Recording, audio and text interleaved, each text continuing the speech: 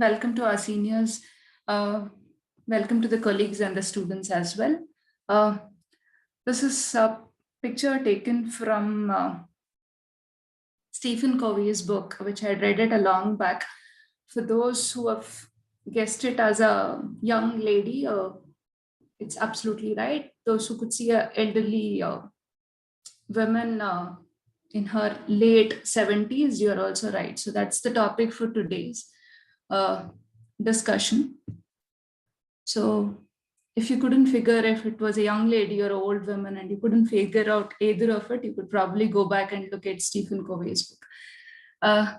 So when we're looking at a perspective, it not just means that what we are seeing depends on what the thing is, but it also depends on from where we are looking at it. And that's what perspective is always about.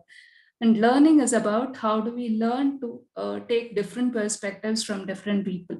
So that's the talk for today, understanding a reviewer's perspective. We have Mahesa helping us understand about this much more in detail.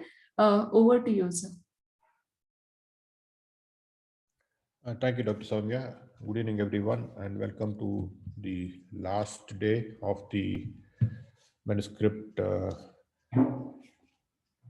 the workshop which you had. Okay, so let me see if I can share my slide. Can you see my slides? Yes, sir. So like Dr. Soumya said, there are two sides to the coin, and understanding the reviewer's perspective does help understand what is expected out of us when we submit a manuscript. So all of us will be looking like this right now, in the sense like when we submit a manuscript, it looks as though all the reviewers are like just standing along the way just to massacre us and not let us get the paper accepted. So that's how we feel when we are the authors. But is that the truth? Let's look at it. Just a brief overview of the review process. All of us are familiar with how the review process works. But then I am on the other side as well, so this is how it works. So we submit the paper, it goes to the office. Some journals have an office, and like we discussed on that day, that could be an associate editor who's not a doctor, who's not a medical person, but who is an English language person who looks at it. And that person herself may send it back saying that the language is not good, get a native English speaker to correct it. But more often in journals like Indian Journal of Ophthalmology, it's usually an associate editor. All the articles are not vetted by the editor himself, but usually an associate editor or section editor. So you have a section editor for retina, section editor for community ophthalmology, like that. So the section editor looks at it, and if they think it's in the work within the purview of the journal, and if it is if it looks good, if in the sense like if it's scientifically appealing, then the process of peer review starts. Otherwise, if they think it's not within the purview of the journal, and if it's particularly bad or if it's extremely basic, then the associate editor themselves send it for a rejection.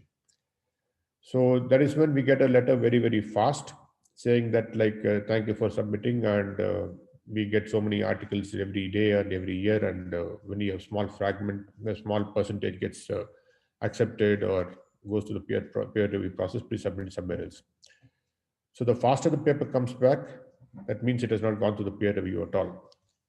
Then we have the peer review, and the peer review, usually it's about like 2 or 3 subject experts, the reviewers to whom the article is sent, and they may be randomly picked by the editorial team itself. Some journals do give us an option of asking for a reviewer. So when you ask for a reviewer, they ask you to give about 2 or 3 options. Doesn't mean that article will go to all those 2 or 3 people. So amidst the 3 people to whom the journal sends, your selection can be one of them. That is one way of decreasing the bias. So I can say that like, please send my article to Dr. Soumya. She will review it more in my favor and probably get the article like accepted. Yes, it may send it to Dr. Soumya, or it will send it to Dr. Soumya and send it to somebody else also. It can send it to Dr. Kaushik Murli, who may not like me, or somebody else also. So it may go to 2 or 3 people. So one of them is whom we have suggested. So that's how it goes.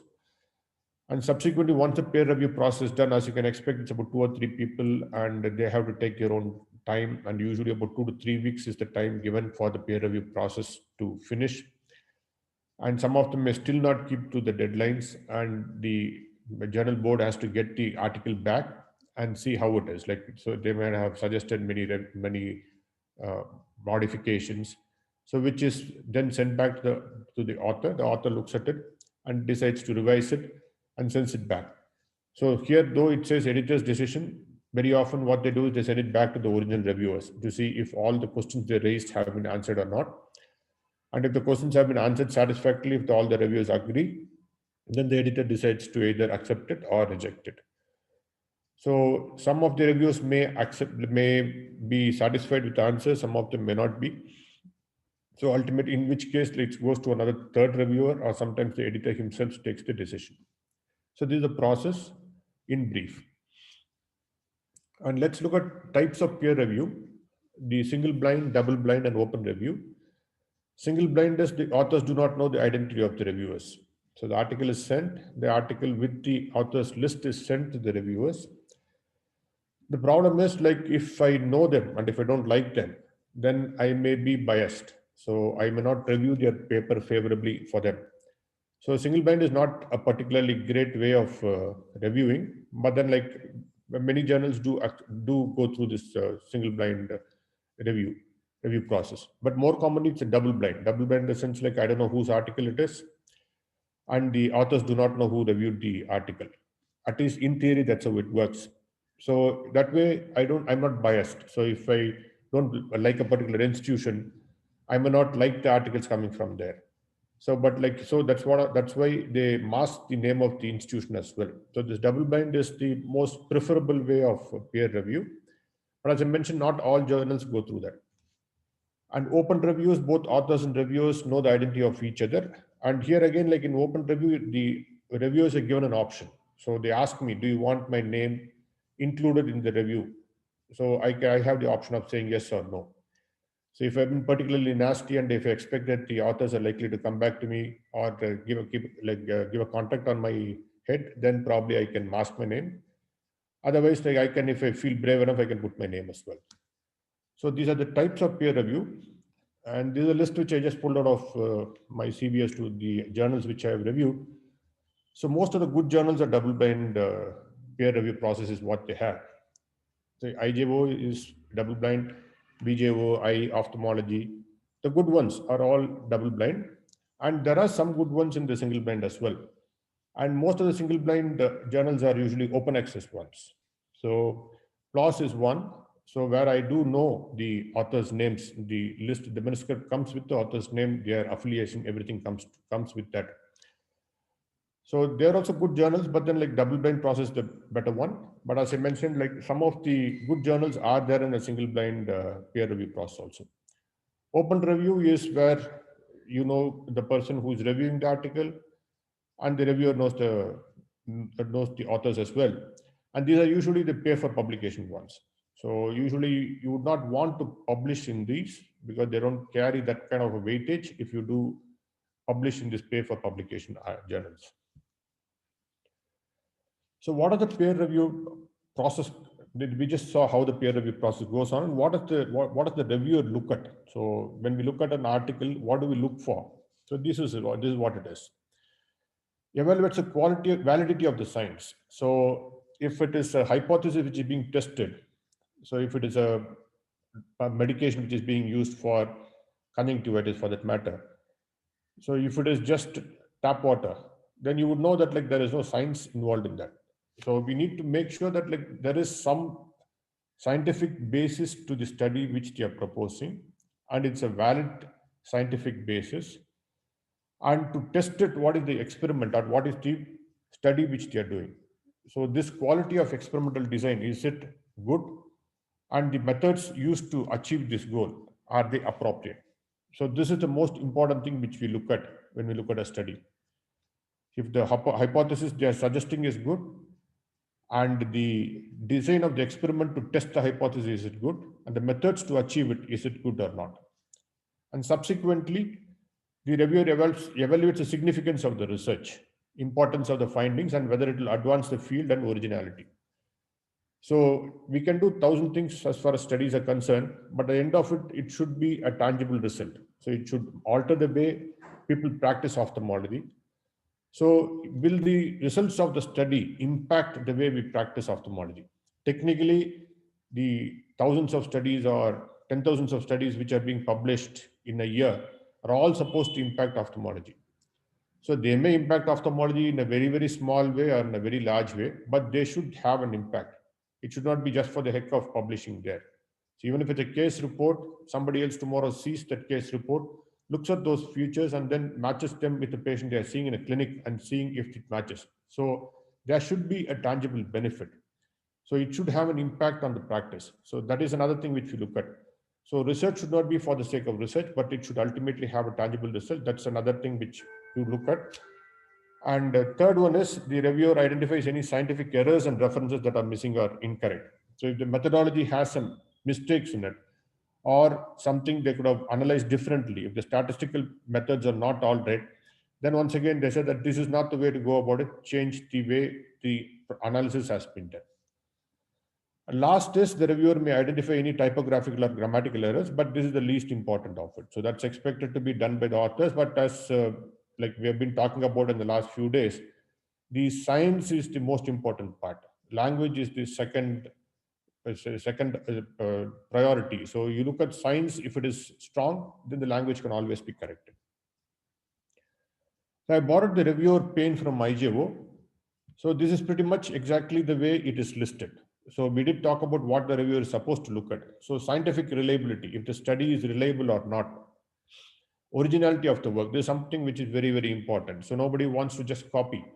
So if the idea or if the outcome of the study is something original, something different, it's not been looked at so far, then it has a higher chance of getting published.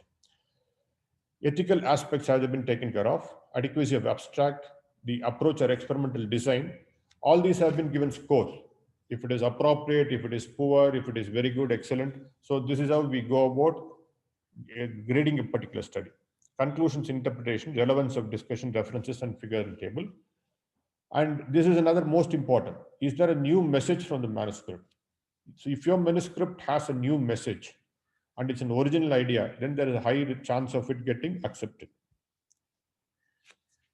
So when we look at the study, the title we have been talking about how important the title is. The title should be clear, concise, and the objective of the paper should be obvious just by reading the title. I'll give an example. I just borrowed this from the pending jobs in my IJO list. So these are the 4 articles which are right now pending for me to review. Look at these 2 titles. This title says management of stage 4 NVG in PDR with single step PPV plus EL plus trabeculectomy plus MMC versus 2-step approach, that is PRP followed by trabeculectomy and MMC. You know that like you feel tired reading through the title itself. Halfway through, you don't want to read the title, leave alone read the article. But look at this title here. It says disappearance of choroidal nevus pigmentation following nivolumab treatment. It pretty much tells you what is there in the article. You really want to read this article. Everything that is there in the article has been brought out in this very, very simple title. So this is how the title should be. It should be clear, concise, and precise. This is another example of how a title can be very crisp. Epidemiology of type 2 diabetes in India. Same, this is also another diabetic study, but you can see how long the title is. It's going to be difficult to read through the title, leave alone the article. So all of us think about like seeing a particular movie by looking at the trailer of the movie, isn't it? So a movie can be particularly great. For instance, this is Gladiator, but if you see the first few seconds of the trailer, it doesn't look as though the movie is going to be that too great, isn't it? So it belies the greatness of the movie. So the abstract is the trailer of the movie. So your abstract should be good enough for the author for the reviewer to be interested in looking at your paper. In fact, when the invitation to review the article comes to us, it comes with the abstract. And along with that, some of the journals send this particular list. So here, if I want to decline it, so it gives me an option. So the abstract indicates poor study. So just by reading the abstract, not by reading the article, I know this is a junk study, I don't want to review it. So next is like abstract indicates poor language. So these are two options given by a journal which I reviewed for recently. So abstract is very, very important the way it is written. So if the abstract is not good, the peer review, the reviewer is not interested in looking at the article. And the journal gives me an option to deny reviewing it at that particular moment itself. So take care when you prepare the abstract. So it should make sense. All what we want with the hypothesis of what we're trying to test, the methods we use to test the hypothesis, the results, and the conclusion should be precisely mentioned. So that the abstract, once you read it, then I would want to read the article. That's how the peer review process takes on from there. The other thing we look at when we look at a study to see if it is acceptable or not is the type of study. So the systematic reviews and meta-analysis of RCTs have higher quality of evidence. When they have higher quality of evidence and lower risk of bias, then less likely that that study is going to be, that manuscript is going to be rejected. So there can be comments on it, but less likely it's going to be rejected. Next is the RCTs. RCTs are the best way to do a study. And if you have done an RCT, less chance, if it has been done properly, there's a less chance it's going to be rejected. And of course, like, as we come down with the case reports, mechanic studies, all that come. So higher up in this pyramid, then better are the chances this article is likely to be accepted. Then coming back to the same thing, originality, novelty, new message. So if you see the optometrists when they present in the ethics committee, they'll come up saying that like research lacunae or research question, a question which has not been answered. So something which has not been answered, when we try to answer and find an answer, or at least attempt to find an answer, that has got an better risk, better chance of getting accepted as a manuscript. Or numbers. So this is a picture of the recent Kumbh Mela. I picked it up from the net. So if you have patients, around 10,000 patients in a particular study, it's going to be very, very difficult for a reviewer to brush off that study. So if it's a well-done study based on the type of study, or if you have huge numbers, it could be a retrospective study, but still the numbers are so big, it's going to be very difficult to brush off, particularly if it's a decently done study. So that's another thing which you look for. Moving on from abstract to the introduction. So what should the introduction contain? Sufficient background information on the topic. It need not be exhaustive. Please don't cut and paste what is there in your thesis directing to introduction. Just what is relevant for that particular study is what is to be put inside.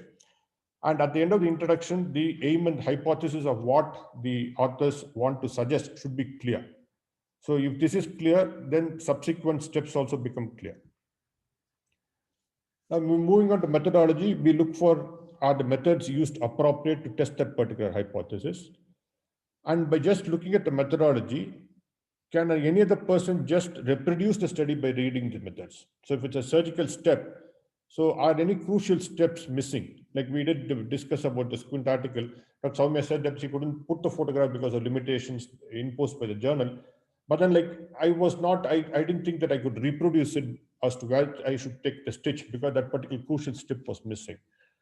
So it should be very clear for another person to duplicate the study if they want. Or if any crucial information is missing is what you look at the methodology. Results, are they described in sufficient detail? Are they credible? So the results, are they looking like the numbers? Are they tallying? Are the credible results based on what they have done, based on the methodology?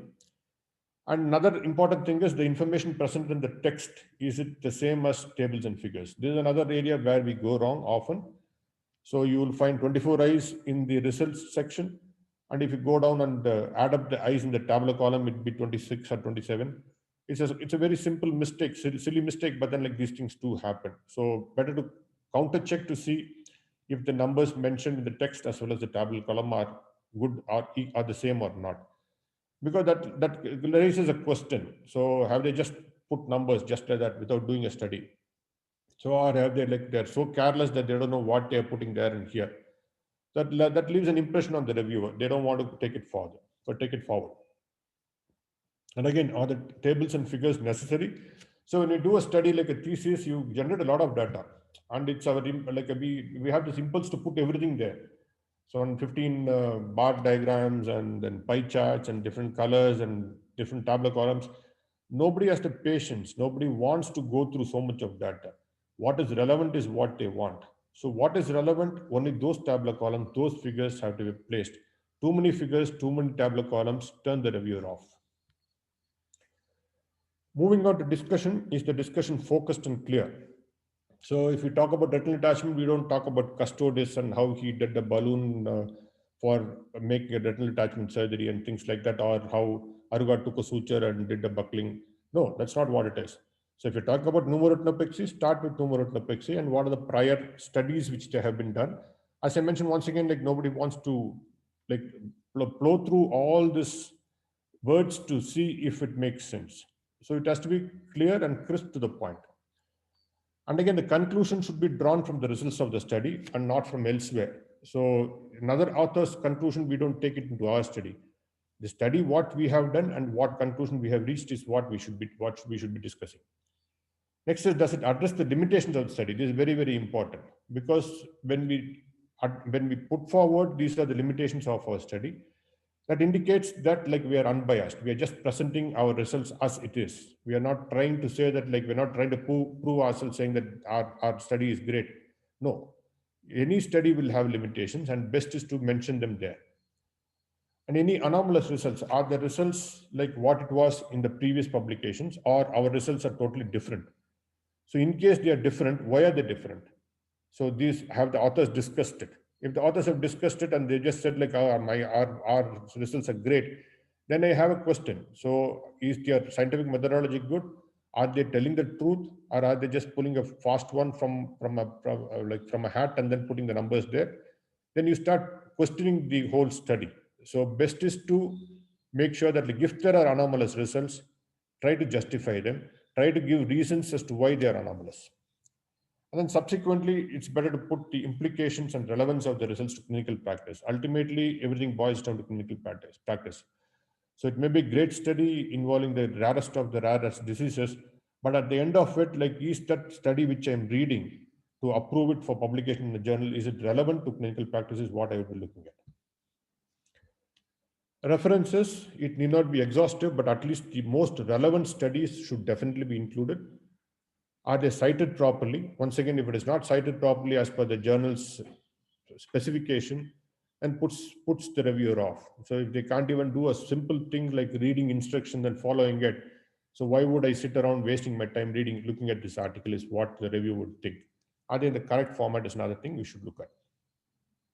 So this is exactly what comes after the what do you call study of what the manuscript. So they give us these options. Recommendation: I would like to reassess after revision, accept with the revision, reject, accept without change. Then the priority of the article. So is it of high priority? The results are so good that like it's of high priority or not. And then like we have this remarks for authors and remarks for editor, which is confidential remarks. So this is something which you will be getting as a letter subsequently. The medical articles, there are more rejections than acceptances, at least in the initial phase. I looked at my own work in IJO. At that present moment, I have reviewed some 180 articles for IJO alone. So in the initial phase, when I started in 2006, you can see everything says rejected, rejected, rejected. Not that I have rejected it, the editor has rejected it, or I may have given some uh, good comments, and the other reviewer may have given adverse remarks, but I really don't know. But you can see out of the first six rejected. So the rejection rate is higher than the acceptance rate. So best is not lose heart and keep trying. So when we get the letter back saying it's rejected or for revision, so somebody in the internet has put up this 5 stages of peer review. It's like a road rage only. So you get into a rage. So no, somebody calls your child ugly, you get into a fit of anger. So that's how it is. Best is to, of course, like you cannot prevent reading the first time when the email comes because it's rejected, then feel angry. Then best is to shut off, leave it aside, cool down for the next 24 hours or 48 hours, then go back with a clear mind and look at what the reviewer has tried telling. So most often the reviewers make sense. So best is to cool off and then go back and see what they have said. So you deny that he has rejected it, then usually it's the anger. Then we try bartering with the reviewer, then go into a depression, and finally you will get into an acceptance. So another important thing is, how do you reply to the reviewer's comments? So the reviewer is given some comments, some are good ones, some are nasty ones, but then how do you reply? Best is to be polite, because that man has spent his time to write a review and then send it back. So best is to thank the reviewer for his time, for her time, and thanks for the comment. And if it is a legitimate comment, accept the recommendation, correct the error, because it's in the interest of bettering the manuscript. So they're giving a constructive criticism. So best is to accept it and correct the error. And if there is something which cannot be corrected because our methodology did not account for it, and we cannot go out and pull the data out, best is to mention this as a limitation of the study and appeal to the reviewer saying, yes, it could have been done, but we could not do it and we cannot go back and do it. So we have put this as a limitation of the study. Hope you will reconsider it. Best is to put it, and best is to be polite. And do not argue over trivialities, like saying that, like, oh, this sentence is like this, that the verb usage is different, spelling mistake is there. So if you can just bury your ego and correct some of the things, that takes it a long way into acceptance. And yes, the reviewer can be wrong. So if the reviewer is wrong, still best is to be polite, but try convince the reviewer with facts. Do not say that you are wrong. There are ways of putting it across, saying that, like, it could be like this, but then, like, this is how it was. So there are ways of politely putting it across, saying this is what we did and this is what we think is right. And despite which, if you have an adamant reviewer who is refusing to believe what you are saying is right, then you can always appeal to the editor, which may or may not work. Otherwise, best is look at another journal. There's another thing I found on the internet about, like, different types of reviewers. So probably not each of them is not do not stay the same. Probably, like, if in case I have had a fight with my wife, my reviewer review on that particular day may be different. That's a different issue. So there are different ones. So one of them looks at only the fine detail, not the big picture. And here's another one, what he feels, he tells, oh, it's a great study, wonderful study, but then nothing constructive comes to improve the manuscript. So that's also negative. Another one insists on having the research done this way, saying like this particular test should have been done in this patient. Why not to go back and do these tests and come back? So they hijack your study and then they thrust the methodology on you, which may or not, which may also be not good. And this is the worst one. Like, everything in the paper is wrong, so you just can't convince this person.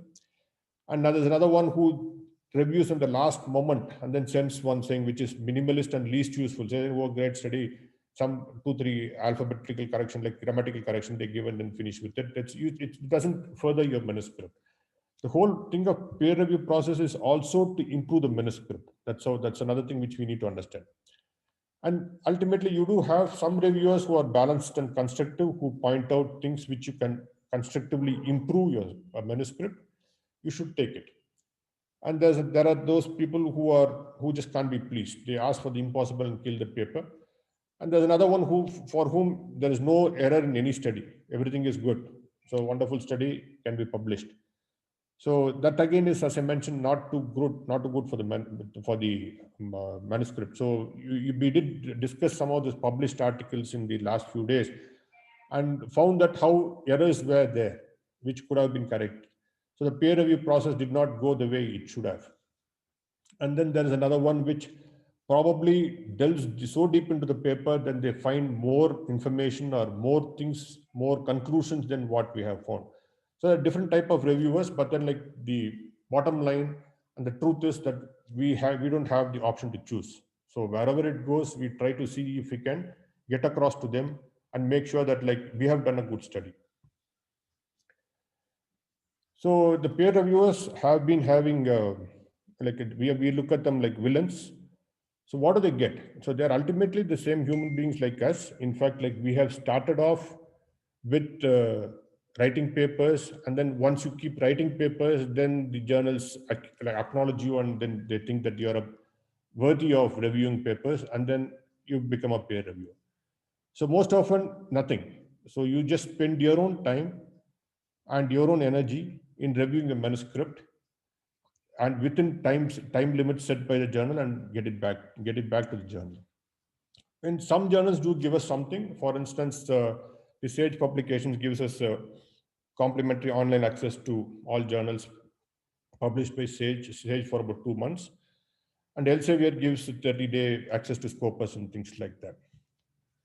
But then why do you peer review? If you get a chance to review papers, I would suggest that we accept it. Why? Because it is a way of gathering knowledge. So if Dr. Samya has given me an article about squint surgery, so I use that, like the introduction and the discussion gives me an idea about how all the hypertropia can be managed. Otherwise, I wouldn't be sitting and reading a squint article, isn't it? So that kind of serves as a revision for the subject. So you need not read textbooks, you need not read journals, but a well-written manuscript, if you read, you will get some information, some knowledge out of it. And again, like the early research, early exposure to latest research. So some of the research, some of the thought process which we haven't come across is something which is being presented to us in a paper. So reading that can give us ideas. I'm not saying that plagiarism, you don't steal the idea, but there are people who do it as well. They reject your paper, and then in the next few months you will see that like similar paper which you had written will come out as another paper by another author. So it happens as well, but doesn't happen. Most of the reviews are not that bad. So you just like they. So this is something which we need to. This is what we look at when we look at the peer review, the manuscript for review, and it also allows you to gain new knowledge. And reviewers also get some recognition in Publon, and if you have reviewed sufficient number of articles, and if your reviews are good, there's a possibility that you may be placed in editorial board. Whether it matters or not, it's a different issue. So ultimately, peer review is something which is based on trust. The peer review process is a trust between the authors and the editors. The editors hope that the authors are not going to steal the idea and then reject the paper and then go on to do their own research based on it. And the trust between editors and reviewers as well. So they hope that the reviews are true, and they make sure that they do things for the betterment of the manuscript and ultimately for the journal. So reviewer is most often a friend, is not an enemy. And I would stop here with this. I'm sure Dr. Ramana and Dr. Animesh will have much more to add. Thank you very much.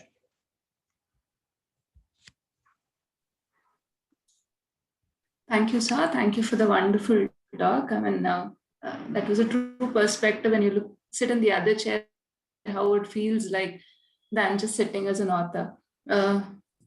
So just I had a query. Can it be possible that a reviewer suggests a particular paper to be cited in the manuscript that is submitted? Can they suggest that, or it is not? They do suggest that, like, because some of them may be the reviewer's own article, that also happens. And some of them may be very, very relevant article, which we may have missed. So in which case, like, I think the best is to see if it's a particularly relevant article which you genuinely missed, then best is to include that. But the other way I look at it is, if that is not going to interrupt the flow of your manuscript, then best is to accept it and get on with it. Okay. Because the paper that I sent you, so that had a reviewer suggesting, which has never happened before. They suggested a paper which was not relevant to that topic, though it was a type of squint surgery. So I didn't know what to reply, but I thought better include that and send it rather than.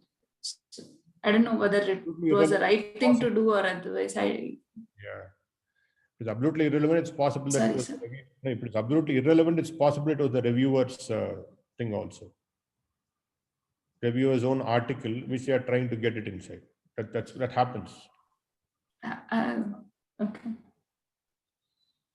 Fine, sir. So can there be more than 3 reviewers? Sometimes I get a reply with 6 different reviewer, 1, 2, 3, 4, 5, 6.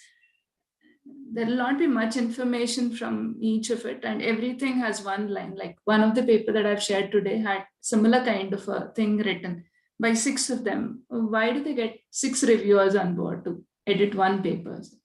Sometimes it could be the It's not happened often, but it's happened with 2 of my papers. So Which journal is this? IGOs. Okay. Sometimes what happens, the associate editors themselves put in their comments. So in addition to sending it to reviewers, it will be a comment from the associate editor also. That also happens. Okay. That would be quoted as reviewer 1 and 2. Usually not. It will be put as associate editor, but with IGO, you can never know. That's the issue. Okay. IGO So that's clearly said from the reviewer. So I was curious to know why would you get so many reviewers unless there was so review much, one paper. Sometimes what happens in a particular paper, it kind of divides the opinion so badly. So some people say rejected, some people say, like some reviewers say accepted. So in that situation, they do send it to another third reviewer, fourth reviewer, like that. That also happens. Sure, sir. Anime sir and Shamana sir has quick comments on reviewer's perspective.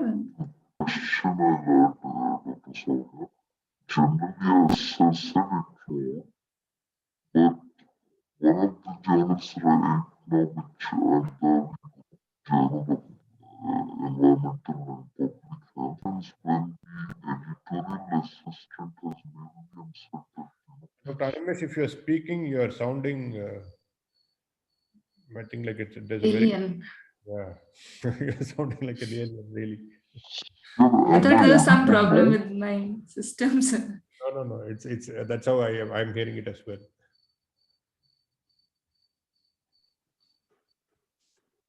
Am I audible? Now yes, sir. Okay, I removed probably some connection issues, or maybe. Today there have been issues since morning. I've been having internet issues, I think. I believe it's because of the heavy rains that we had. I hope it's better audible now. Yes, sir, very clear. Okay, so what I was saying is one of the journals that I am an academic editor with, Hendavi Group. So what they do is sometimes once or I think twice I can remember, they told me, please send it to 5 reviewers. The editorial assistant mailed me. Okay. So probably, in your case, something like that happened. Or also there is also a thing that many times in their system, I have to select, there is a pool of reviewers which they have, or if not, I can add on. So they ask me to select, and sometimes I will select 5 or 4, because sometimes what happens is within no time, the reviewers will reject. They'll say that we'll not take it up. Or sometimes what happens is they will keep it pending for long. So by that time, at least if 2 or 3 have responded, we can get back to them saying that, okay, fine, we do not require your review or something like that. But it's not very often. Usually we go with 2 or 3. That's the usual standard. Just for your curiosity, that what you asked. So. Sure, sir. And regarding Shamana, that, sir? regarding the Sir. other issue that you said, I've had this thing where people have asked sometimes to add, but it was not necessarily, like at least a couple of times when it was, I think 4 or 5 times. So it was not necessarily that the reviewer's paper, but actually that paper we had probably overlooked or missed out, and it was very useful. The reviewer actually gave us 2 papers and very nicely put and added 1 sentence in the discussion, and so reviewer had done a lot of work for us actually. So that was very useful. So it depends. Again, as Mahesh sir said, I totally agree that if it is not going to impede the flow, or it's not going to harm your paper, might as well look at it positively and go ahead with that. So that's all as of now I have to add. Thank you. Sure, sir. Shamana, sir? Not really, Dr. Soumya. I think Mahesh sir has very lucidly and elaborately covered the reviewer process. It usually, what does happen is what he said, that there are some instances where your review gets delayed quite a lot, and in the meantime, you'll see your idea getting published elsewhere. So, although you give non-disclaimers, conflict of interest, and those kind of things, those things do happen. But over a period of time, I think it's reduced. Next thing is, I think Arpita asked a question, how long does it take? Usually 6 to 8 weeks is the duration between what you're given in terms of reverting back to reviewers' comments. And please do understand, it doesn't mean that it will get accepted even if you answer a reviewer's comments. The ultimate decision lies again with the editorial board. Frankly, most often than not, it's a call which the editor or the sub-editor for that particular section takes with respect to who the reviewer should be. And one reason I at least personally think which happens where you are asked to submit a possible reviewer is they also want to build up a pool of reviewers for their own publications. It's not necessary that it will go to that particular reviewer which you have suggested, but it's also possible that they are building a pool of reviewers in future use as well. So I get unrelated reviews, and most often than not, when I ask as to what is the suggestion or was it suggested by somebody, they said no, we have a pool of reviewers which we have built up over a period of time, and that's how this paper came to you. That's also possible. So Kaushik's question, whether how do you get to select a reviewer, how should we choose? Most often than not, it's about a subject expert or somebody who think will add value to your publication, in spite of being a friend or in spite of being an acquaintance. Probably somebody who can do a very decent sort of critical appraisal of whatever you have submitted. I would say that's how you choose. Thank you. Thank you, sir. Mahesa, with respect to this question that how do we select a reviewer when we are submitting a manuscript, I think few of the journals like JAPOS also ask for a reviewer. We can't submit a manuscript unless we suggest it. In some of the journals, there is an option to skip that particular step. So in case we've asked to select a reviewer, how do we go about it? So whom do we choose rather? I would agree with Dr. Ramana saying that like best is to send it to the right person rather than send it to your friend. So which may work for you or against you, but best is to like if you have to fail an exam, might as well fail with the best examiner rather than any person. So best is to send the paper across. So if we have the confidence in our paper, then I think it should be vetted by the best person. So the option is if it's an ethical person, and if the person is a like honest person. So a honest ethical reviewer is whom you select, and the subject expert is whom you select, rather than select amidst ourselves. Sure, sir. I think we can go ahead and discuss the papers, sir. Sure. So this was a paper which was given to me for discussion today. So the title of the paper is Binocular Therapy as Primary Intervention in Adults with Anisometropic Amblyopia.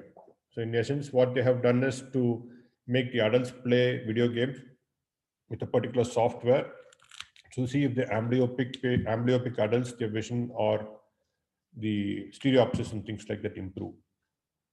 So the structured abstract gives things which are not usually found in the routine journals. Say, for instance, here it says context, aim, setting and design, methods and material.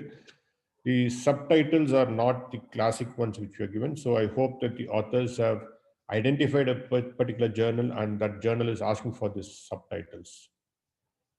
And usually whenever I use this trademark stuff, better to use a trademark label if the journal asks for it. Some of them do ask for it. And the basis is, this is what it is. Adult population, they have looked for anisometropic amblyopia, whether they can improve based on this, the software and the games which they play over it. And considering that the whole paper is focused on the adult amblyopia improving, it's strange that the keyword doesn't have adult here. So it says anisometropic amblyopia, visuprime, dichoptic therapy, BCVA, stereo acuity. And the whole key is adult. Adult is not mentioned in the keywords. Introduction is fine. Methods. And this particular sentence was not very clear to me. It says anisometropic amblyopia was defined as interocular difference in visual acuity of more than 0.2 logmar and anisometry of metropia of more than 1.5 diopter sphere, or more than 1 or equal to or more than 1 diopter spherical equivalent, and later being the cause of amblyopia. So what is later here, I'm not too sure if it is spherical equivalent or sphere or what was. It was not very clear. This particular sentence was not very clear when I read through this inclusion criteria. And here the authors in the methods have described, graded the amblyopia as mild, moderate, and severe. So they have used numbers based on the visual acuity. So less than 0.3 logmar was mild, 0.3 to 0.6 is moderate, and more than 0.6 is severe amblyopia. But I'm not too sure if this is an accepted classification. If it's an accepted classification, there should be a reference to it. If it is not an accepted classification and it's an arbitrary classification, there should be some justification which can come up in the discussion. That's like a discussion also, but that's something which is not clear here. And here this VisuoPrime software is supposed to do some diagnostics as well as use it for therapeutics. And here, diagnostic and therapeutic applications. So I'm sure like most of us are not familiar with this particular software. But then like here it says that diagnostics provides information about the size and depth of suppression scotoma, which would be extrapolated to therapeutic modalities and things like that. But then like, is this something which is proven? Is this something which is already published? Is not clear. If this is a software which has been vetted, that should be referred here. We should have a reference indicating that particular article, but that's something which was missing is what I found.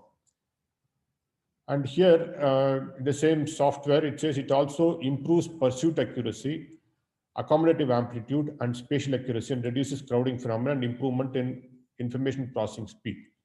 I had the same question. If it has been validated already, where is the reference for this? And was it validated in the pediatric age group? Because we are now studying it in the adult age group. So this information about how well validated this particular software is not available in the medicine methods. Then they use this software to make the adult amblyopes play games and hoping that vision will improve. So this is the what has happened is because of COVID, the follow-up has been difficult. So here what is happening is like the number of patients is not listed here, it comes subsequent in the results. But here we talk about the number of patients who had lost its follow-up and who are lost to follow-up. So here once again, the visual acuity testing for 6 of the subjects, so because the patients could not come back for follow-up, they asked the patients to check their vision with the same software in their house. And that is what is listed here. So visual acuity testing for 6 of those subjects, because we don't know the numbers come subsequently. Say for instance, here it says 29 adult subjects. Out of 29 adult subjects, 6 subjects used this software to test the vision. And here it says after its validation in 25 subjects, which showed the readings to be correlating to the measured in person. So where is this information from? So like, I don't know where this 25 subjects suddenly sprang up from, or where is this study published, or I'm not too sure where it is. So if the basis of the validation itself, I'm not sure, like too clear, how will I believe it when they use it for a patient with like adult amblyopia? And here, like they go on to say 4 subjects in a remote geography and had the visual acuity recorded by a qualified ophthalmologist. What is qualified ophthalmologist? He is a general ophthalmologist, super specialist, whether it's a pediatric ophthalmologist or a squint specialist, we don't know. Probably they just have an ophthalmic degree. So whether it was a best corrected visual acuity and can we rely on it, we don't know. So I agree it's because of the COVID pandemic that patients could not come back for follow-up, but this plants a doubt in my head as to if the data can be believed or not. Another 7 patients were lost to follow-up. Again, like when you read this, not against, like we don't know how many patients were there in the first place. Before that, like we had talked about all these patients who had their visions checked by something else and things like that. Then coming on to results, now we know that like these are 29 adult subjects, and like they looked at compliance also. 14 subjects were compliant and 15 subjects were non-compliant and playing for less than 80% of the therapy sessions. So here they say that the distance visual acuity improved in the amblyopic eye at 1 month and 3 months, and near acuity also improved. So this is about the two different types of anisomyopia and anisohyperopia. All that is fine. And here, so this is the crux. The visual acuity we say has improved, but then not all the patients underwent vision check at the test center, at the place where the study was done. So some of them checked it with their software by themselves, and some of them went to the local ophthalmologist and had it done. And we're using all that as data to say that these patients had improvement in vision. So is it acceptable methodology is the question which I had. So visual acuity gain for both distance and near and mild amblyopia statistically not significant and was significant in moderate and severe amblyopia. It's in mild amblyopia, it did not have a difference, but in moderate and severe amblyopia, the patient did have a betterment in vision. And here it says there was significant improvement in contrast sensitivity. Here it says that like this suppression also improved. So for near distances, the suppression as recorded by Wirtz 4 test for distance showed suppression in 10 subjects at 1 month was observed only in 7 subjects, indicating that 3 patients got better. And here again, they say that like the stereopsis is measurable in 6 subjects. So these are 3 paragraphs which are there in the results. But you scroll down a little bit, then the last paragraph says something else totally. They were saying that here we were able to record the visual acuity for distance and near. However, other parameters like Wirtz 4.dest, contrast sensitivity, and stereopsis were not recorded. So here they say that they have not recorded all this, and here we have 3 paragraphs saying that all these improve. So which is true? I don't know where is the confusion, or I am reading it wrong, but then I went through it multiple times, but here it says that like all these were not recorded. But here it says this, these are the results which are given here. There's obviously some confusion here.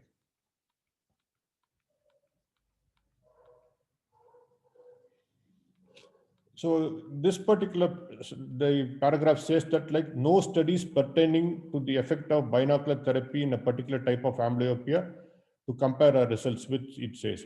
But then just above they have quoted a study by Zach et al. Where they have used anisometropic amblyopes between 17 to 69 years.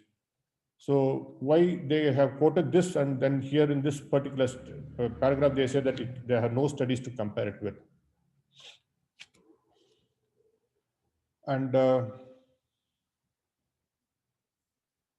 distance visual acuity, and like otherwise also if this particular software has been used in pediatric population, the authors could have compared between the results in the pediatric population versus the adult population. Of course, it will be like comparing apples and oranges, but then this is the only way, this is the only other area where this particular software has been employed. Then we can compare and put that as, at least at the results, and also say that why the adult patients probably did not improve much. Of course, all of us know that, but it's always better to put it across in the paper, which we are talking about in adult amblyopia.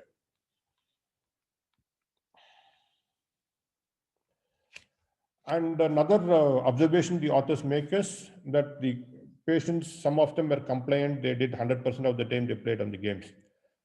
So like nearly 50% of them were not compliant. They played around 80% of the games when they played. And there was no difference between the two groups in the outcomes. So the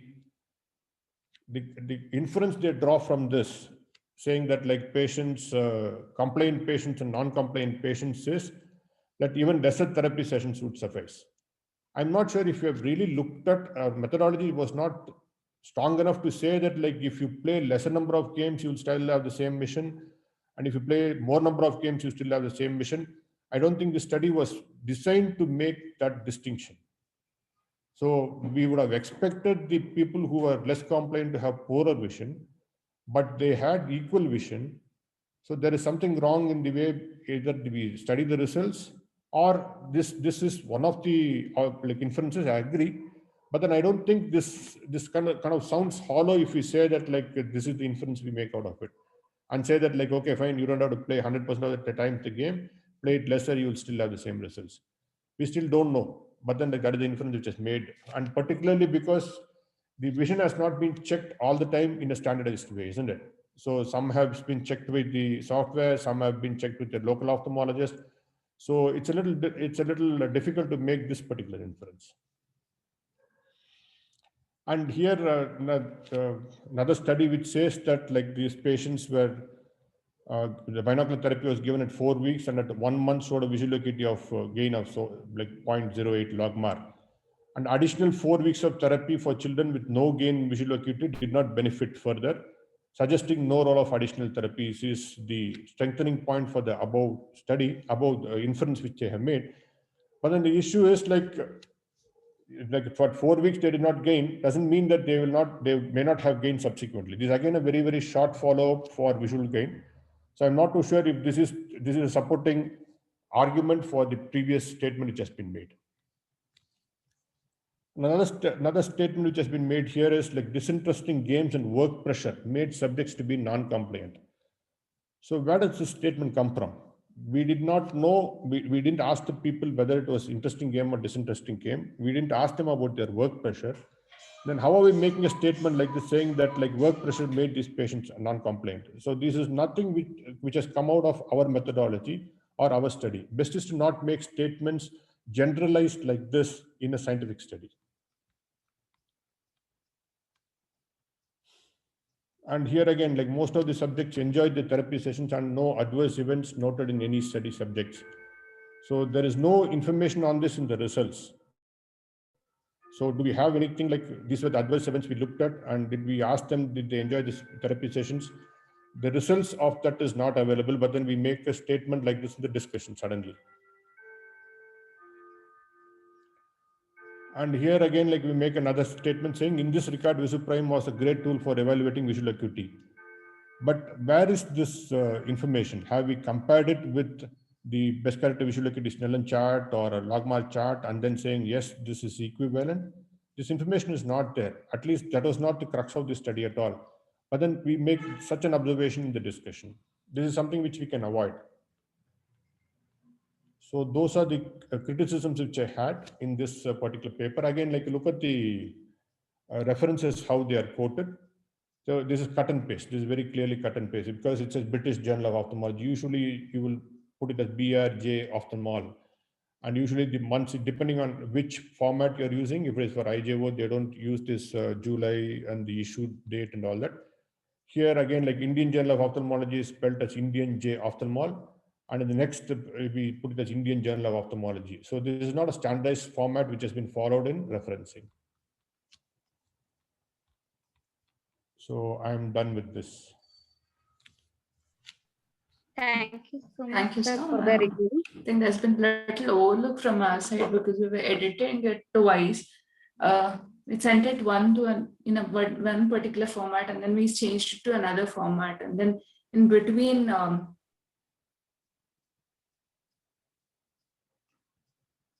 Dr. Soumya is frozen now.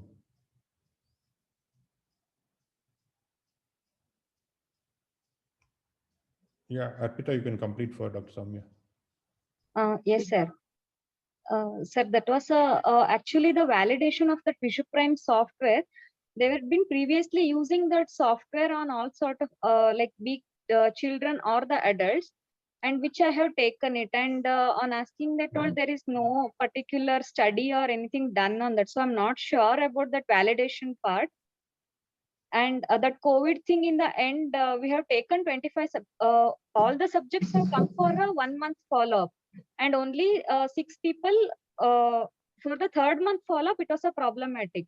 And for that 3rd month of follow-up, 6 people whom we have done the evaluation using Visuprime software, in them we couldn't record the words for dot testing and stereo acuity. But all the others. If you read through the manuscript, that is not what it says. Yes, sir. I could have rewritten it better format, sir. What was shared to me, that's not what it says. Yes, sir. I could have looked into those things much. Now I'm realizing what mistake I have made after the comments, sir. Thank you so much for the review, sir. Sure, Dr.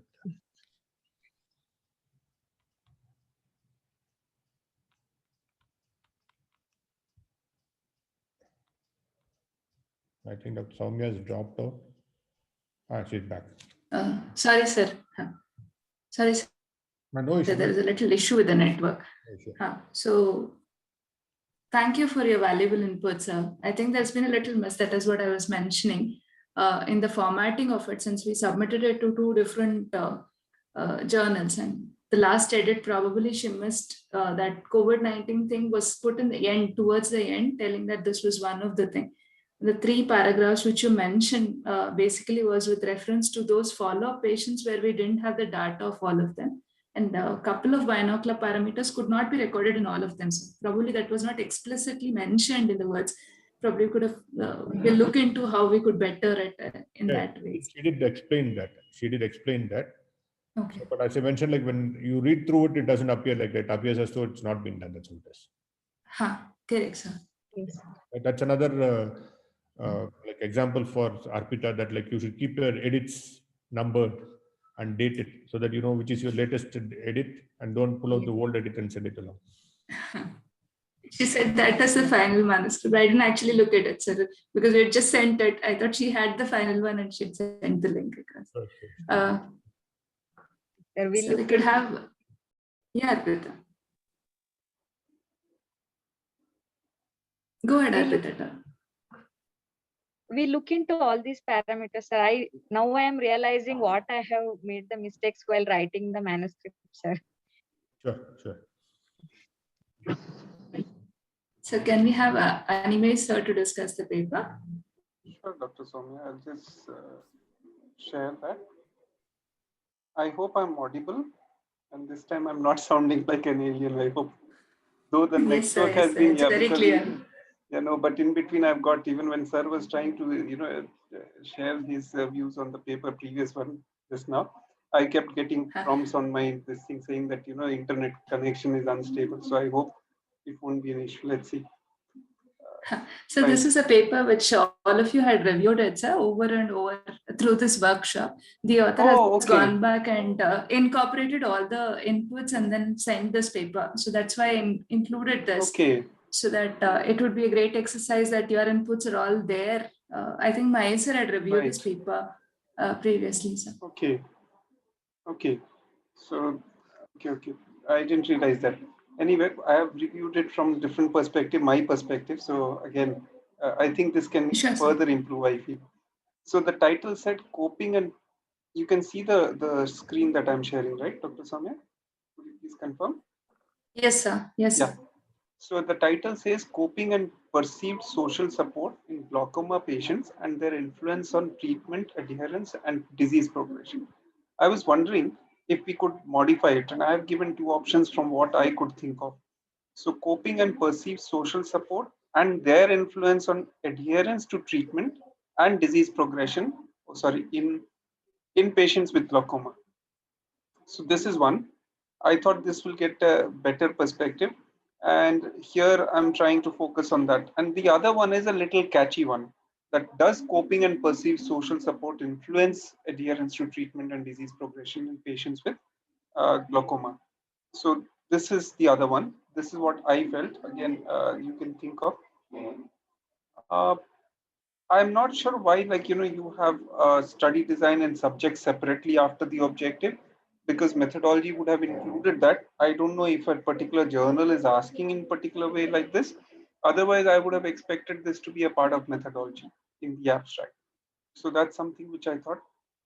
Now, again, study design only prospective cohort study, just as a bullet point mentioned, and then subjects, this. So I was wondering why exactly is that. Even this glaucoma patients on anti-glaucoma medications, I think when you put it, I would expect it's better put it in a sentence. And again, as I said, it should be part of methodology. The methodology is very, very brief. It doesn't give me any idea about what the paper is about. So in the abstract, it just says that 113 glaucoma patients were asked to answer 3 questionnaires and whatever regarding that, and visual fields were analyzed for progression with 2-year data. Now I am clueless by just reading only this what exactly was done. So it would be a good idea to actually give me some insight into what was the methodology. I do understand that we have word limits for the abstract, but it needs to, as sir said in the other day, I said that it's like a trailer. So if I'm not interested in the trailer of the movie, I probably will not go to the theater to watch it. So similarly with this paper also, we need to make it, and then we have to give the glimpse of what exactly is coming up. Same main outcome measures I thought is part of the methodology, so you could include that there. Results again, I am not very sure what exactly it meant as high adherence, low adherence, or maybe if like there is something which is accepted like that, I don't know.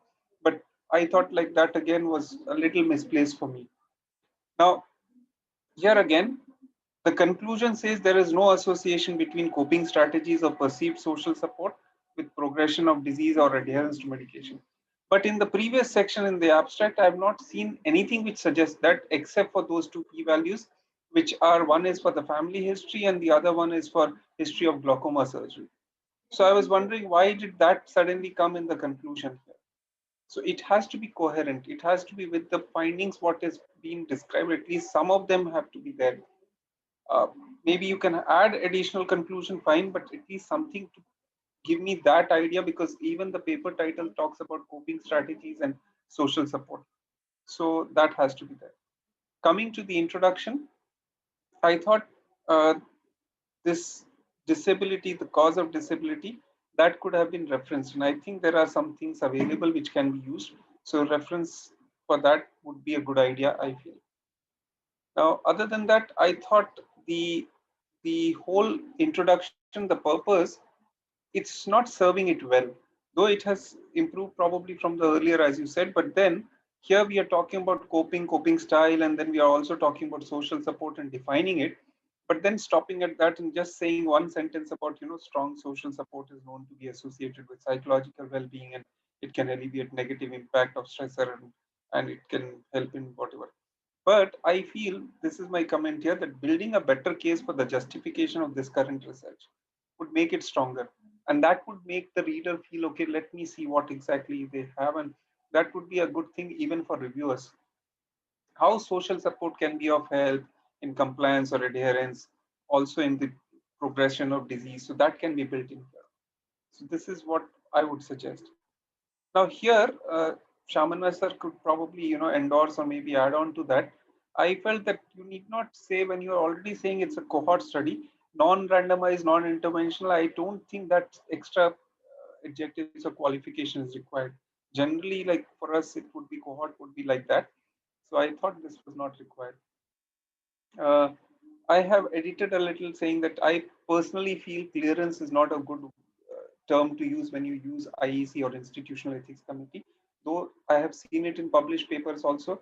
But personally, and I have heard it from some other people, learned people, experienced people, who say clearance is not, clearance is like clearance houses are there and those where you deposit papers in repositories. So approval is a better word, at least personally, I feel so. And obtained that I have edited. Again, I thought the language here in the whole paper needs a little more of editing. I think grammatically as well as otherwise, it needs sentence structures and other things. So here also I've felt that, and that's why I've highlighted a few things. Now, I like this thing that, inclusion and exclusion is mentioned, and that's why that goes as green. So inclusion is there, exclusion is there. Then why suddenly you have a paragraph change and then one standalone thing comes, demographic data, family history, and all that were noted. So it can be a part of the paragraph or wherever you're building that up. It can be part of the methodology in sync with the other things. It need not be a separate standalone, island statement. Then when you talk about this brief COPE questionnaire, I'm sure it's a standard one. So there is always a good idea. It's always a good idea to put up a reference for that. So whatever the COPE questionnaire is, put up a reference. I have put that. Similarly for MMAS or MMAS 8, please put up a reference for all these standard questionnaires. Here it says anonymity was assured. Now, is it anonymity or are you talking about confidentiality, or are you talking of both? That could be clarified and maybe looked into. So confidentiality and anonymity. I hope I'm audible because I'm again getting a prompt. My internet is unstable. I'm audible? Yes, sir. Yes, sir. Am I audible? Yes, sir. You're audible.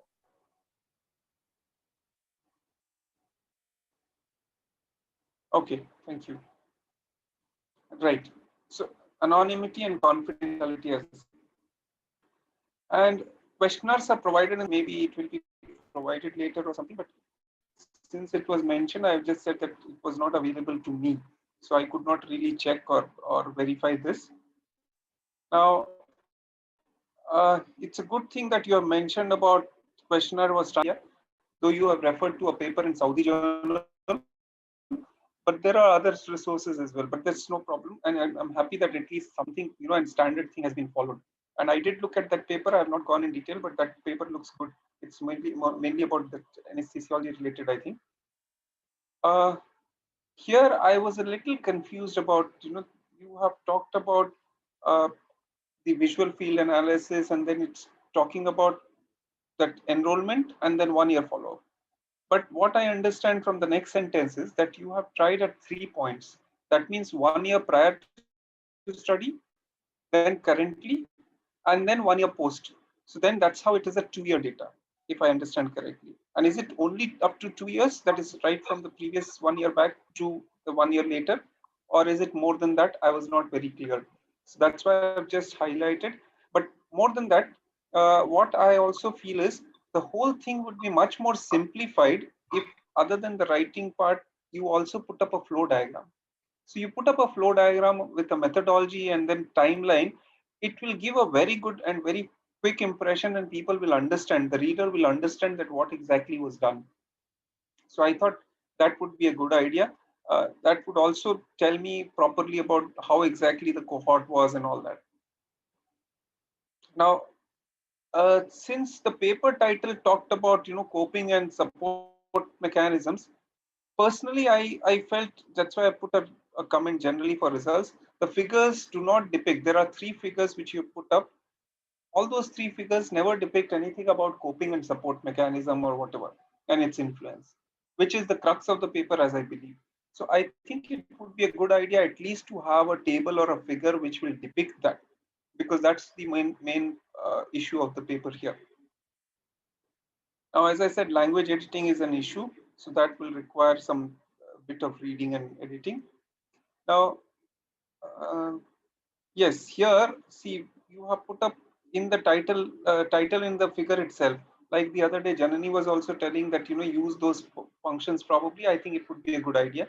The other thing is when we put up the title of any figure or the table, it should convey what it is supposed to. So it should be descriptive of what is being. Now here it says chart 1, years of disease. Now it doesn't give a complete impression. So it's a very, like, it's an incomplete kind of thing again, which is not very acceptable or good for a scientific journal. So I would suggest that look into this, which has happened in all the 3 figures, and use figure instead of chart, because figure number, so figure 1, figure number 1, or figure 1 and table 1, that's what we use. Again, this, I thought the whole thing, this and the next paragraph, a table could be put up for this data. You have mentioned about this, but then I think it would be a good idea to maybe make it into a table and put it up, because that will still be within the I think prescribed numbers of any journal. Usually they will have 3 to 4 minimum, so that should be fine. Then here also, again, I did not really realize why this figure was, and this talks about duration and adherence, and that has been mentioned even later, and also I think in the conclusion, that probably the longer the duration, the adherence was lesser, and that was one of the conclusion, if I remember correctly, and that could probably be one of the things when practitioners are looking at patients and counseling, that has come in. But this, I thought, again, as I said, emphasis has not been on the main crux of the paper.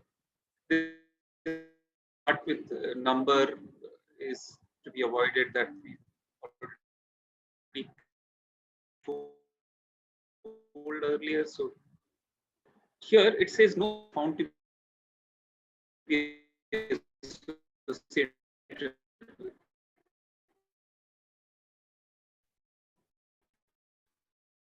But I did not really see that's what I felt. So it's not substantiated. That has to be done in the results section. Discussion was fairly good, and again, it will get modified maybe a little bit once you have more of these things incorporated. what I liked was you have explicitly mentioned about the limitations. Sir was also talking a little while back that no study is perfect. You may have limitations, but better to accept it. So I agree with that. And I like that limitations have been put up, and you have talked about that, as well as you also brought in one more perspective saying that, since this is a questionnaire study, in general itself, this is one of the drawbacks in questionnaire-based studies. So that's a good thing to, and you are accepting that. Now, conclusion again, I thought, it can be reworded and you can bring in more focus to what you were looking at. So this is, in brief about what I could suggest on this paper. If there are any questions, I could take those questions. So this is my review. I have already sent it to you, Dr. Soumya, along with the other papers and the slides. So you can share it with the respective people. Sure, sir. Thank you. Thank you, sir, for the review. Sir, the abstract was given to me like that, as in we had to mention the study method, the sample. It was given like that in one journal. Okay. So that's why it was in that structure. Said that, I'm not sure if journal is asking, but generally it doesn't. But that's what, if it's a particular journal's requirement, then you will have to adhere to that. That's why when I said that, I said that with the, I already took an anticipatory bail, if you can say. Right. So I do not know. Thank you so much. Yeah. But which journal, just out of curiosity, which journal is this? This is Journal of Glaucoma, sir. Right. Okay. I'll have a look at that also. Thank you, sir, for the insight. I'll make those changes again, sir. Thank you so much. Welcome. My pleasure. Dr. Soumya, I have not seen the chat, so I'll see it now. Soumya, I wanted to make 3 points for the benefit of Nitya and also as Animesh indicated. Shall I go ahead? Yes, sir, please. Yeah, a couple of things for the authors. One is, look, when you call it a cohort study is a special type of a study which is analytical in nature. In this case, what you have done is you have prospectively followed up a group of patients who have glaucoma and are looking at coping mechanisms. Am I right? Yes, sir. There is no comparison group, right? Sorry, sir, I didn't catch that. No, there is no comparison group between these glaucoma patients and people who are, a comparative group. So a cohort study in the usual technical sense, if somebody is a reviewer, they will say that you're just following up a cohort. You're not saying it's a cohort study. It's a technical issue, but a cohort study is special. Animesh, am I right? Absolutely, sir. Absolutely. That's what I was actually, I tried to look at. I read twice. I went back to, but even I felt that same. So it's not really a cohort study that we will call it epidemiology wise. That's right.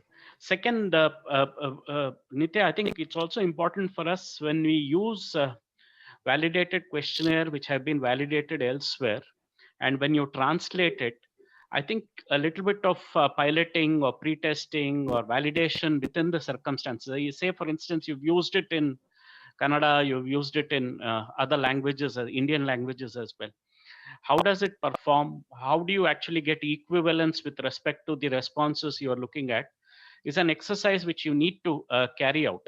So a reviewer may ask you whether you have done validation of these instruments within the Indian context. And if it is validated for the other conditions in the Indian context, it's different, but have you done it for glaucoma per se? So it's always safe for you to do it in a subset of those people who may not be part of your sample, right? In terms of really understanding how do they respond to these questionnaires when they are translated, because translation, back translation, and then again using it is actually what the usual pattern is with respect to using these validated questionnaires elsewhere. Did you get my point, Nitya? Yes, sir, I got it. We did the forward and backward translation, but I haven't done a pilot as such to try it out on non-glaucoma patients. Not necessarily non-glaucoma patients. It may be on glaucoma patient, but not part of your sample here. right? Yes, sir. I understand. That's something which usually is the pattern of doing it. And third very important thing, and again I would again ask both Animesh and sir to respond. See, predominantly a study is a qualitative study or a mixed method study. You've used part quantitative, part qualitative study. Your coping and other tools which are used are more psychosocial in nature in terms of looking at well-being and all those kind of things. You don't analyze these kind of things as predominantly, charts, graphs, figures, etc., or tables. It doesn't give you any information.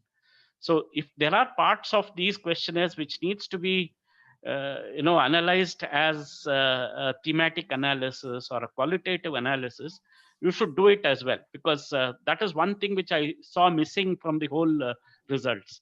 I don't know, Animesh, what do you think? Yes, sir. Yes, sir, you're right, sir. And as I said, the basic thing of that paper, I felt was not really coming out in the results that were depicted. Precisely. That's another thing which I found. So these are Am I audible? three points which I wanted to make. Thank you, sir. So there's a related question. Thank you, sir. Thank you. By Dr. Meena. Minimum, you can go ahead and ask. Sir, you were telling about this questionnaire validation using a pilot sample. Yes. So how do we calculate that pilot sample size? Is there any? There is no hard and fast rule, ma'am, in terms of really saying how many you need to actually do it as a pilot. More than a pilot, I would say it's like a pre-testing, because you have a translated version, and this translated version, see, the three things about the questionnaire, and invariably people mention about two things, in the sense they talk about validity, reliability. But Yes. the third most important thing for a questionnaire is how do people respond, or what is called as responsiveness, right? Okay. See, usually what happens is you ask a question and you expect a result or a response in a particular way. Yes, sir. If you don't get the response in the way you have expected, which means that it is not responsive to the question you're asking, right? So we do check for what is called as responsiveness in a questionnaire, and that is usually sometimes submerged or sort of diluted under this aspect of what is called as validity. Okay, sir. Okay. There's a very nice let me find that article and send you as to how to make a good questionnaire. It's a 9-point or a 10-point thing. I think 1993 British Medical Journal. It's a very nice article in terms of saying how exactly you frame and how do you make a questionnaire, or what are the qualities of a good questionnaire. See, in your case, you have already a validated questionnaire. You have the COPE, MMAS, and all those kind of things which are used regularly in practice. But it's important for us to look at it in terms of our own subset of population or contextual situation. Okay, sir. Thank you. Thank you so much, sir. Thank you so much. Thank you, sir. So could I ask all the faculty to sum up the Soumya, take-home points for the manuscript writing? Yes, sir. Yeah, I had a very quick thing, because there was one paper which you sent me and it completely escaped my thing. But what I noticed in the paper, if I can share the particular screen. Yes, sir. Absolutely.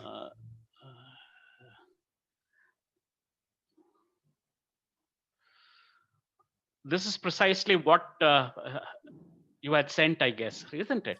Yes, sir. And this, you've already got a reviewer's comments in terms of really looking at aspects related to this particular, more of a case report in terms of what has been done. I had Yes, only sir. I had one couple of things in addition to what the reviewers have suggested for you to change. And very nicely, they've highlighted what the reviewers have said. They said, consistently use the term disease, because that is what is recognized and not syndrome. And they have done it for you already in the paper, is what I understand. The second one is the numbering of the text. And if you can reduce the numbers of the references to 6 that should be more ideal, but you still have a choice, because the reviewers haven't asked for a reduction, because this is basically a case report. Again, as I said, text you've used, it's used as Rosai-Dorfman disease instead of thing. I saw I think Geeta is one of the authors for this, as far as I know, in terms of one of the Geeta Vemuganti, right? Yeah, first one is there. Yeah. So I know that I've listened to her presentation in one of the things, and so I understand that it is called disease and not a syndrome. So you'll know it better.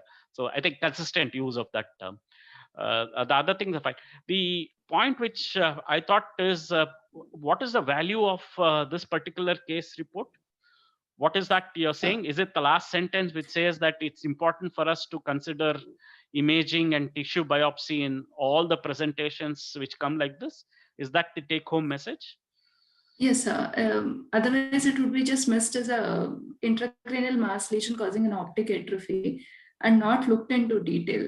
Yeah, I guess this part of it, the last part of it, is a critical thing. If you can really look at saying what exactly this case report helps you in terms of its utility, whether it is identifying this particular disease, then what is the course of action, or what is the natural history or the course of action when you do an intervention. And the third most important thing is what kind of investigation or prognostication you would suggest in terms of this clinical picture. That needs to come out very clearly, I guess. That's my major crux of this particular thing. Otherwise, it's extremely well written. Thank you so much. Thank you, sir. Sir, could you stop sharing your screen? One second, I will stop sharing.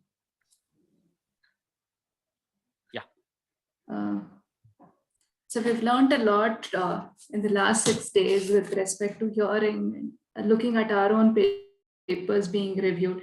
It was a wonderful experience for all of us. To sum it up all, as a saying goes, we grow in proportion to our ability to receive and to process and to act on our feedback. So we've all been on the receiving end today, or in the last 1 week. We have received the feedbacks from all of you. It's up to us to process it, and how do we act further on those feedbacks to make better of ourselves is what I would say.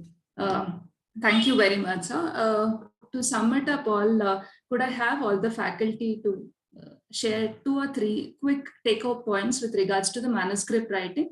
What do they feel? Yes, these are the 2 or 3 points which everybody should remember for sure. But these are my points that I always do when I start writing a manuscript.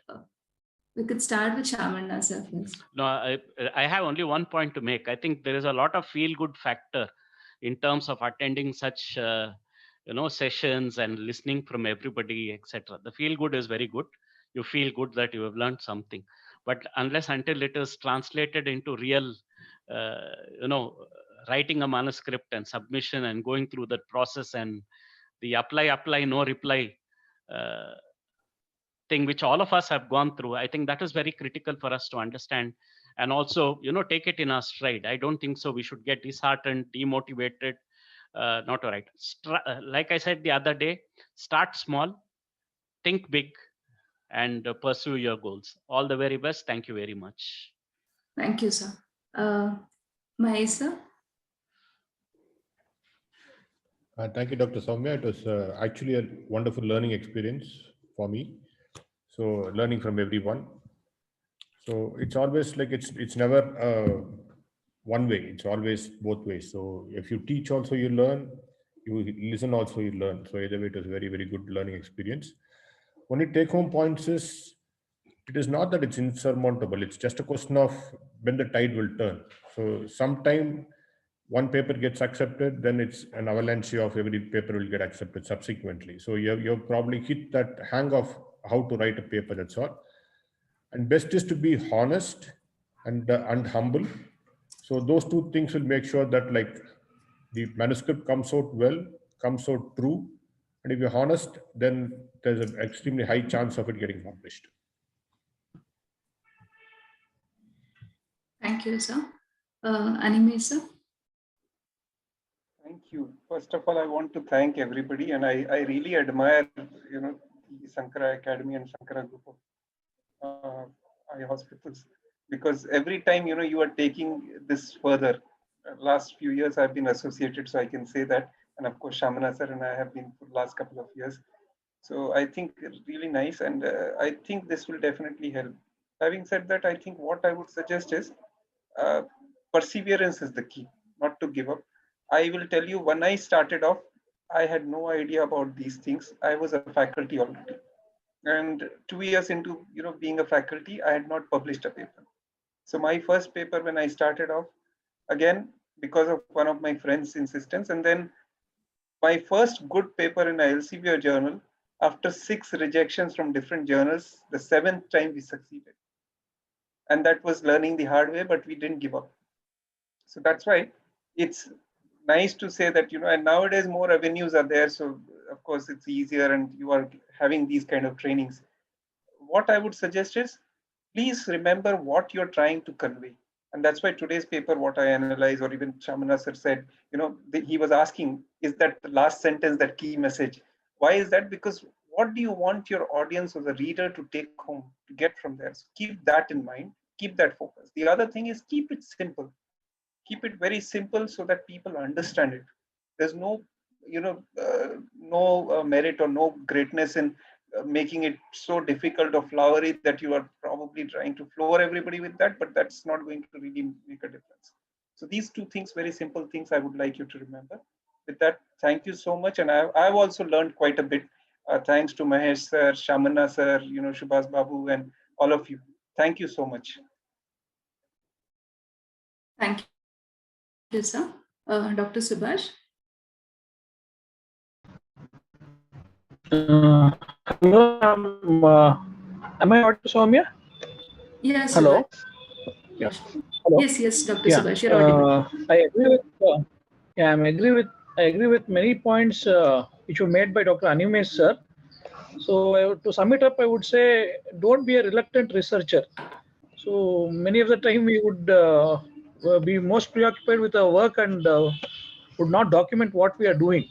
So it's really important to document what you are doing in a way as simple as possible.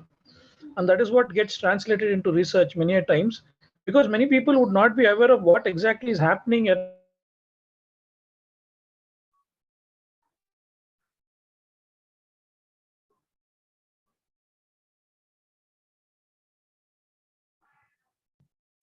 Subhash, you're not audible.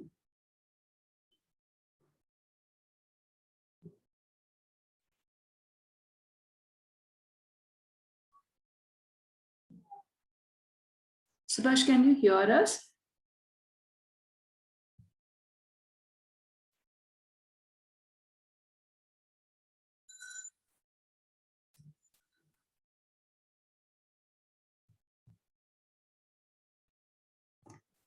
Subhash, can you hear us?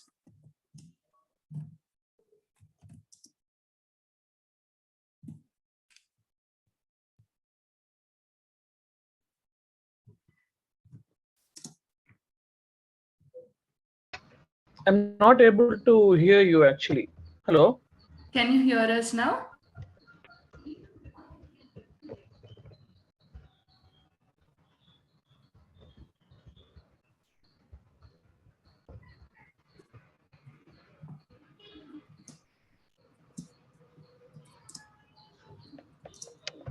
Hello?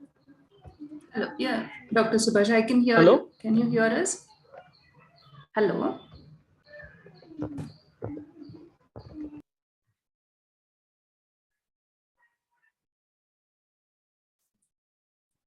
think there is a little issues with this connectivity. Could we have Janani to share her views?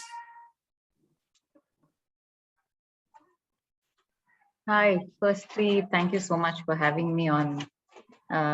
Through the last week, I haven't heard and seen so much science in a long time, so I was quite excited as well. The arts take up more of my time, but like I said, I think in the first session, I learned to tell a story, writing the most boring regulatory dossier submissions, and I think that's something I will attribute to my manager then, who was a woman from Ghana, who told me that nobody's going to, as fabulous as your work may be, nobody's going to read it unless you tell them a story. So I think I will leave it at that. And thanks again for inviting me to this.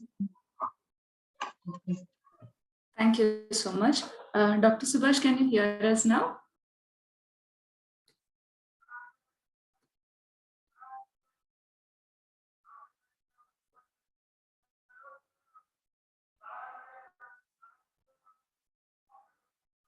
Probably some issues with this connectivity.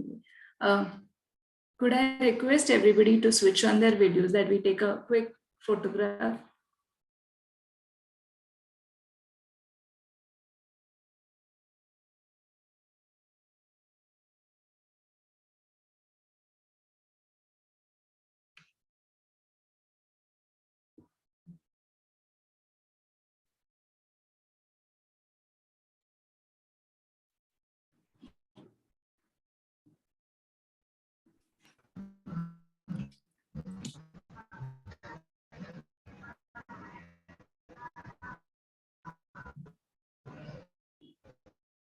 Sheena, you're here?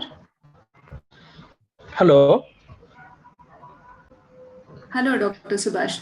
We're able to Hello? hear you. Can you just switch on your video?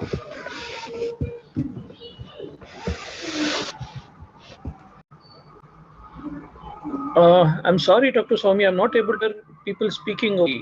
Okay. I'm able to see the presentation, but I'm not able to hear you.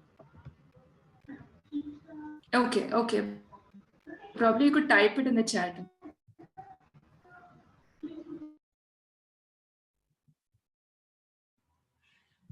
Arpita, you're laterally inverted.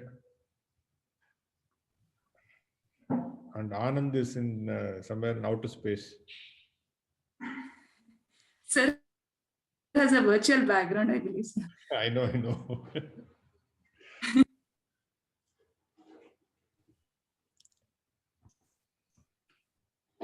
Oh, okay, yeah, okay. Just give me a minute.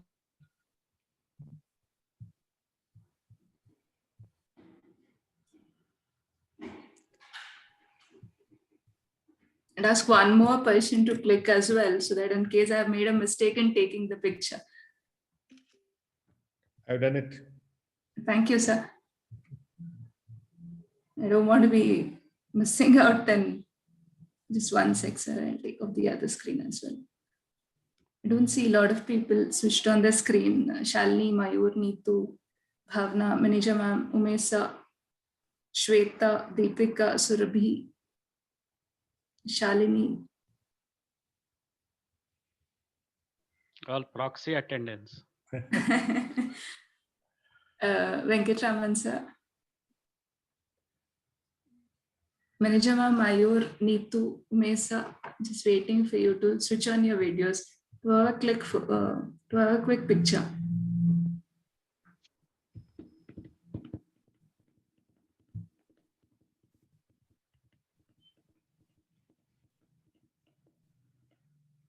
Bhavna and Sheena.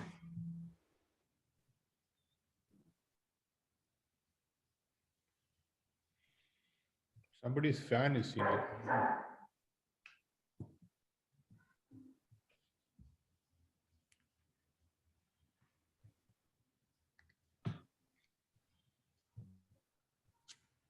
Unless you guys don't want the picture with us, it's okay. But Sneha.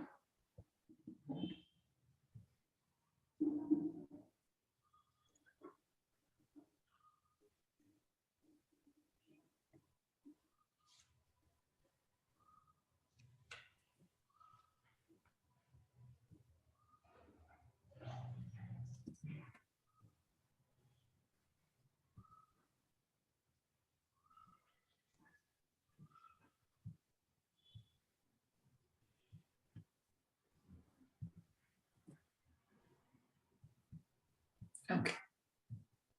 Thank you, everyone. Just a quick thank you to everybody before I close off. I know you've heard me more than all the faculty here. Going on and on, I'll just quickly summarize and not take much of your time. Special thanks to Kaushik sir for this new idea of on workshop manuscript writing. All of us have benefited quite a lot from it. Me personally have really learned a lot in the last 1 week. Thanks to Anime sir for helping me out, giving the suggestion to collect the Google response sheet before we started off with the workshop. Came very handy for me to curate the whole thing. Thanks to Shamana sir for giving me the framework of the schedule, and both Shamana sir and Animesh sir for giving in all the inputs how to go about this program. Thanks to Mahesh sir, the entire way the workshop was conducted was sir's idea to have a lecture followed by the papers being discussed, the manuscripts being shared. Thank you, sir. Thanks to Janani for accepting the invite and for giving valuable inputs and giving a completely new perspective than just the scientific perspective that we would have looked into. Thanks to all the faculty for giving you all your time, putting all your efforts in reviewing all our papers and giving valuable inputs which will help us look at our papers more critically before we actually send it across. Probably we'll review it much clearly now with a better understanding as to how to look at a paper per se. Thanks to all the faculty. Thanks to Umesh sir and Kaushik sir for assigning me the job of curating this program. Thanks to all the students for sharing your manuscripts across to us. I would be sharing all the manuscripts back to you. Most of it I've already done. A few of it I would do it today evening with all the presentations from the faculty which they have shared with me as well. I would welcome any feedback or any suggestions to improve on the same. You could mail it across to me so that we could look at how do we better it further in the days to come. Thank you very much. Thank you, Dr. Soumya. Thank you, Dr. Shamana, Dr. Animesh, and everyone. Thank you. Thank you so much, sir. Thank you, sir. Thank you.